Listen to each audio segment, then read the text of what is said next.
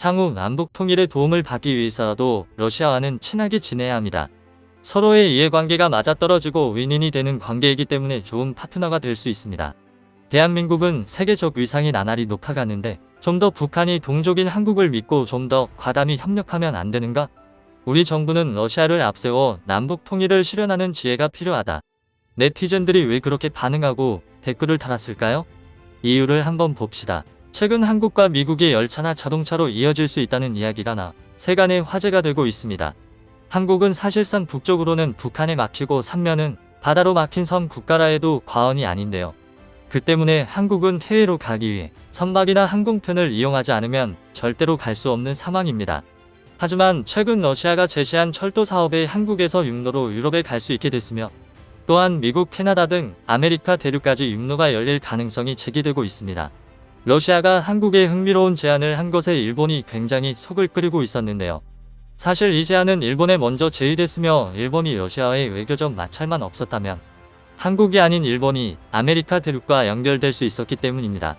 이런 이유로 한국이 미국까지 육로가 개통될 가능성이 제기되자 러시아의 제안은 이미 물 건너갔고 한국의 한일 해저 터널로 어떻게든 숟가락을 얹어보려 하지만 쉽지 않아 보이는데요. 과연 어떻게 한국이 유럽과 아메리카 대륙까지 육로로 갈 수 있게 됐으며 일본은 왜 이런 기회를 날렸는지 그리고 왜 한일 해저 터널이 쉽지 않아 보이는지 알아보겠습니다. 얼마 전 러시아는 한국에 재미있는 제안을 했습니다. 바로 시베리아 횡단 열차와 한반도 종단 열차를 연결하자고 제의한 것인데요. 어떻게 보면 현재 한국의 상황을 보면 황당무계한 이야기처럼 들릴 수 있겠지만 그 제안이 꽤 구체적이어서 상당히 흥미롭습니다. 우선 러시아가 한국에 왜 이런 제안을 하게 된 것에는 러시아의 빈약한 국가 재정 때문입니다. 막대한 자원을 보유한 러시아가 자원을 담보 삼아 빌린 돈이 원자재 가격 하락, 유가 폭락 등 경제적으로 큰 타격을 입었는데요. 이 때문에 러시아는 심각한 수준의 재정 부족 상황이 이어지자 급기야 대형 국영기업 7개를 민영화하기로 결정한 것입니다. 이 7개 국영기업 중 러시아 철도공사 RZD도 매각 대상에 있었는데 당시 매각 책임자로 있던 알렉세이 울류카예프 러시아 경제개발부 장관은 심각한 재정난의 민영화를 더 이상 미룰 수 없다며 그의 말을 통해 당시 러시아가 얼마나 어려웠는지 말해주고 있었는데요. 이 때문에 푸틴 대통령은 최대 정치 위기를 맞봤고 하루라도 이 위기에서 벗어나기 위해 최대한 빨리 현금을 확보할 수 있는 사업을 찾기에 혈안이 되어 있었습니다. 그러면서 세금을 잡아먹는 7개 국영기업의 민영화를 추진하면서 현재 가장 친하게 지내고 있으면서 철도 강국인 한국과 러시아 철도공사 관련 협상을 진행하게 됐는데요. 예전부터 한국 정부도 부산부터 모스크바까지 이르는 광활한 철도 건설에 관심을 가지고 있어서 한국 정부와 러시아 정부의 의견이 어느 정도 통한 상황이었습니다. 만약 시베리아 횡단 열차와 한반도 동부를 해안선을 타고 올라가는 한반도 종단 철도를 연결하면 열차로 유럽까지 상대적으로 적은 비용으로 무역을 이어나갈 수 있기에 무역으로 먹고 사는 한국으로서는 러시아 철도공사가 아주 매력적으로 다가왔습니다. 그 때문에 한러 정상들은 직접 만나 사업을 더욱 구체화하게 이르렀는데요. 두 정상은 정상회담에서 시베리아 횡단철도와 한반도 종단철도 연결 사업을 위한 공동 연구와 기술 인력 교류에 합의하는 등 남북으로 삼각경제협력을 진전시키기로 했습니다. 특히 러시아 푸틴 대통령이 매우 적극적인 자세로 임했다고 전해지는데 그동안 러시아의 경제개발에서 가장 문제 AI됐던 기술을 한국이 제공함으로써 경제개발 기술이 부족했던 러시아는 한국과 협력을 통해 상당 부분 해결할 수 있었습니다. 러시아 철도공사 역시 한국과의 협력을 기대하고 있었습니다. 얼마 전 한국 언론과의 인터뷰를 가진 세르게이 파블로프 러시아 철도공사 부사장은 한국과의 협력은 러시아 철도공사의 국제활동에 있어서 우선순위 중 하나라고 밝혔는데요.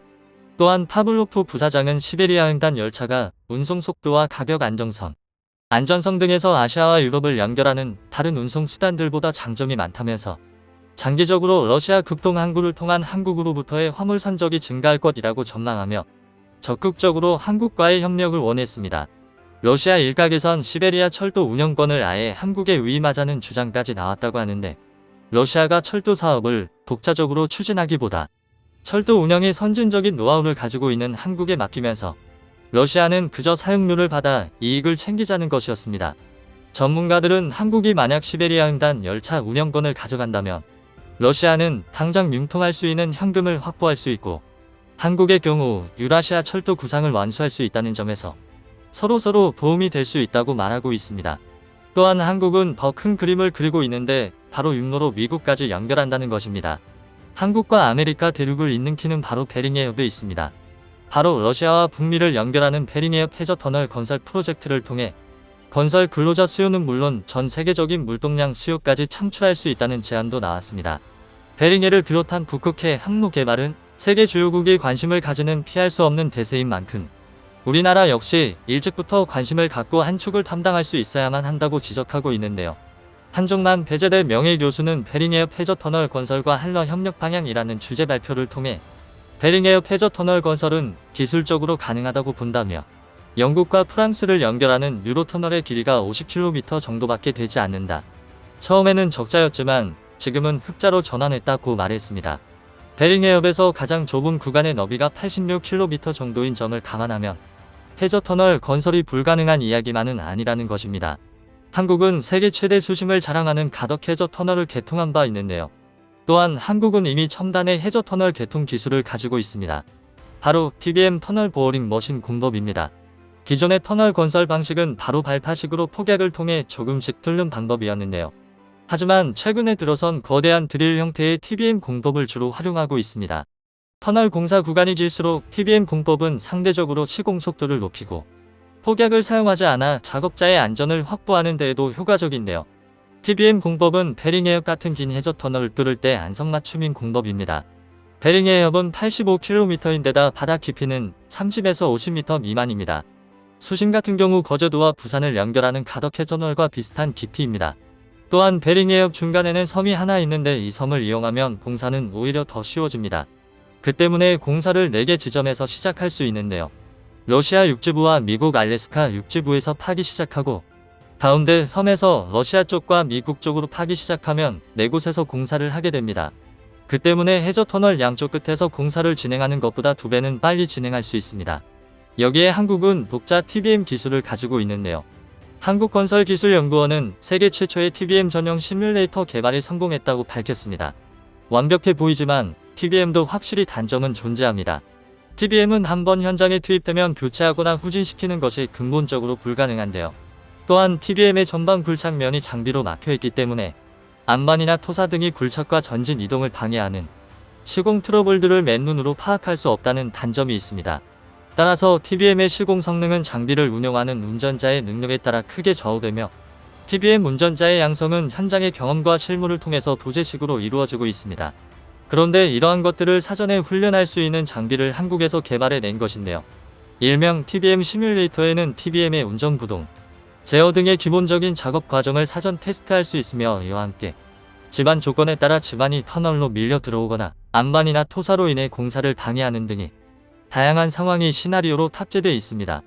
공사가 예정된 지역의 집안 조건에 따라 다양한 시뮬레이션을 통해 위험 요소들을 안전하게 대처함으로써 현장에서의 실패 요인들을 최소화할 수 있습니다. 이러한 것으로 공사를 지연시킬 수 있는 변수를 줄여 공사 기간도 단축할 수 있습니다.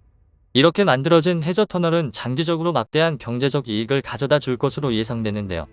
해저터널 건설이 경제발전에 도움이 되는 사례로 덴마크 코펜하겐과 스웨덴 말덴은 있는 해저터널을 꼽았습니다. 바야흐로 해저터널의 시대라고 말했습니다. 이어 유럽과 아메리카, 아시아를 연결하는 유라시아의 꿈은 우리나라가 진정한 대륙과 해양 세력의 종착지로 자리 잡는데 이점이 될 것이라고 덧붙였습니다. 실제로도 베링해협 해저터널의 키는 한국이 쥐고 있는 셈입니다. 가장 큰 문제는 북한입니다. 북한의 협력 없이는 이루기 힘든 계획인데요. 최근 우려와 달리 북한은 공격적인 모습이 많이 사라지면서 유화적인 제스처를 취하고 있습니다. 최근 김정은은 나만이 주적이 아니다라고 말하며 많이 바뀐 모습을 보이고 있습니다. 이는 북한이 코로나19 사태에 북한 내부가 굉장히 혼란해졌으며 유엔 대북 제재를 완화하는 것과 당장 현금을 얻을 수 있는 남북한 철도 사업에 북한도 관심을 보인 것으로 해석됩니다. 일본은 한국이 이런 광대한 계획을 세울 수 있는 것에 배가 아파 죽을 지경입니다. 사실 러시아가 한국보다 일본에 먼저 철도 사업을 제안했었는데요.